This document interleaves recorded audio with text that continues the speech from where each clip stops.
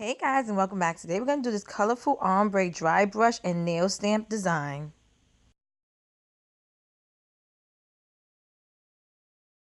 So I already painted my nails with white polish, and what I'm going to do is I'm going to apply neon polishes onto my nails in the dry brush technique. Now I'm doing it in an ombre because this is a really simple and easy nail design, and you can leave it on its own. You don't have to add another design on top of it because it just gives it a nice unique look. And I'm really into neons right now, so I want to use neons for every design, but I'm not going to go crazy with that.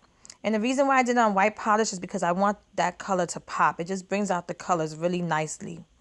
Now I'm going to apply a quick dry top coat because I want a smooth surface to apply my nail stamp design on.